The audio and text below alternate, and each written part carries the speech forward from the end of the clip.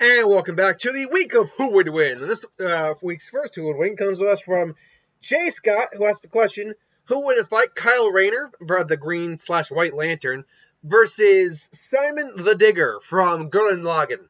Or, I don't know if it was original. I believe it was a sequel series. He might be from a sequel series. Anyway, so Kyle Rayner has been both a Green and a White Lantern before, so I'll use both versions in this. As such, he's got all the powers of a Green Lantern. He's got force fields, energy constructs, energy blasts. He's got protection from mind control. He can fly at hypersonic, if even not light speeds. He's insanely durable. He's got protection from mental attacks. He can do time traveling, even survive an erasure of a galaxy if possible. Now, that being said, as a Green Lantern, it's widely considered that Hal Jordan is the definitive, de facto, strongest there is, definitive Green Lantern in terms of like true might. Kyle Rayner is actually, if I'm not, because it was Hal Jordan, John Stewart, and Kyle Rayner. Kyle Rayner actually always kind of came off as a bit of a joke, if I'm not remembering correctly. But he's still very powerful. But he was also one of the only ones to hold on to the White Lantern ring. Now, I don't believe he has the White Lantern ring any longer. White Lantern Corps. Hold on. White Lantern. The hell was that? Oh, White Lantern Corps. Let's see here now. Who is their current member? If there is any. Current member, a list of current White Lantern Corps members is Kyle Rayner is no longer a White Lantern. Just wanted to be sure about that. And I remember that because actually Dr. Manhattan blew up the White Lantern ring when it tried to do something. Dr. Manhattan overpowered the White Lantern ring. But as a White Lantern, he is the strongest of the Lanterns. He can do anything the other Lanterns can and more, including, resurrect the dead, manipulate life force energy. The only thing White Lanterns technically can't do, they're not technically allowed to kill. But that's neither here nor there. Still, as a White Lantern, his power is very much on a universal level. Even as a Green Lantern, you can make an argument that the strongest Green Lanterns are universal level in terms of power, to some degree. It all depends. In fact, it all depends on which Lantern Corps you're really looking at. They're at minimum solar system level, probably even galaxy level. But universal, only the strongest members of each corps could make the argument of being on that level. Even then, there's no guarantee for that. But Simon the Digger was the main protagonist of, I want to get the name of the series right. They said Simon Digger. His name is actually Simon the Digger. Tenga Topa Gurren Lagann, which is apparently a very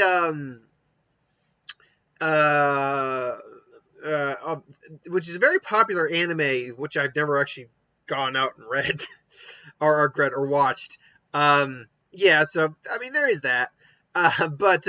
So he was the main protagonist, and he is like the savior of pretty much the universe, due to the fact that in their universe they are known as spiral beings, and the reason for that is our DNA makes a helix formation, which is a spiral. Simon has the ability to use spiral power because the humans of this universe are spiral life forms. This is because humans have helix-shaped DNA. By the end of the series, Simon is the most powerful spiral being who possesses limitless power, spiral power. Now, spiral power is the primary power source of spiral beings and primary theme of Tengen Toppa Gurren Lagann. Not only is it the base strength of the main character, but is presented as a philosophical and model of physics. The series concept, spiral power is the power of evolution, generating by beings capable of doing so. The humans and other DNA-based animals who spiral double helix molecular structure allows them to get stronger through generations.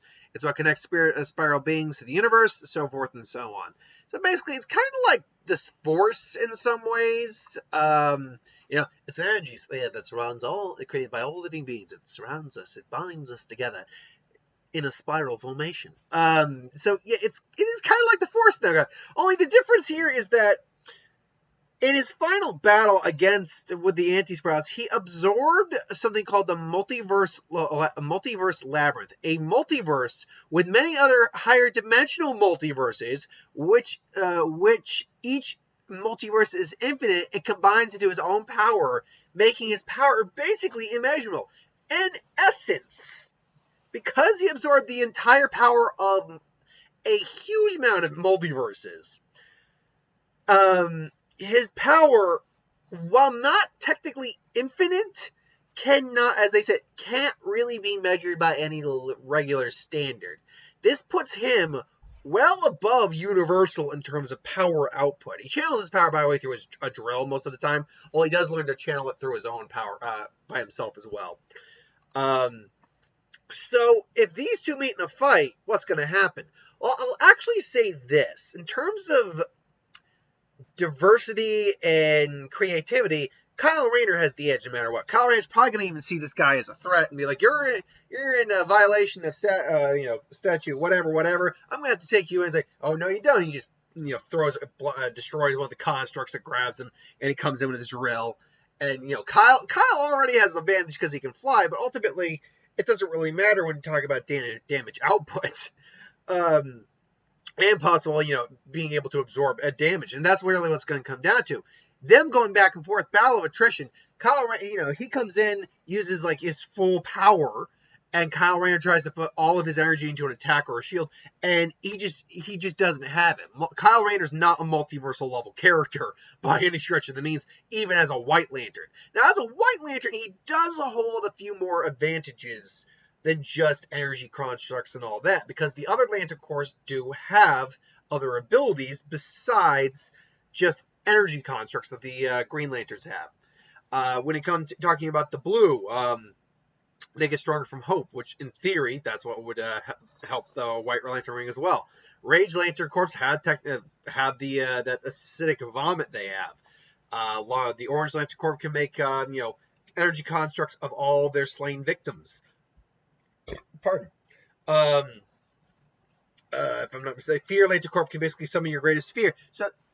While the greater level of power and more versatile abilities would probably be a bit for Simon for a while, the problem ultimately is Simon has dealt with anti-spiral beings who literally, because I never actually watched Gurren Lagann as series to series, but I've seen bits and pieces from their fights and stuff like that, and I fully remember them fighting as these giant mecha monsters on top of galaxies and universes. So I don't think even a White Lantern Kyle Rayner could do anything about that. Add on to the fact that he absorbed a multiverse labyrinth, and it basically is the energy of God knows how many multiverses compiled into that. So Simon, unfortunately for any Kyle Rayner fan out there, completely curb stuffs Kyle Rayner in a fight on that ground alone. If it wasn't for the fact, though, that he learned how to use that energy without a drill, if Kyle Rayner just took the drill away, then he would have just won. And even then, there's still an argument to say if you took his drill away, his primary weapon, channel his energy, Kyle Rayner might stand a good shot then. But the problem is he's got to take that away, and with the energy coursing through the drill, I don't know if he's going to be able to do that. So my money goes on Simon Digger just because the power gap is so huge. But who do you got? Maybe you think there's a way Kyle Rayner actually could win legitimately. Let me know in the comments below. But thanks for watching. Hope you enjoyed. Like, comment, share, subscribe. I've got plenty more videos coming. I got to record my who would win and what Lantern Corps video for tomorrow. Thanks for watching. Hope you enjoyed. Like, comment, share, subscribe. I'll see you folks next time. Hit that bell if you want to be notified. Later.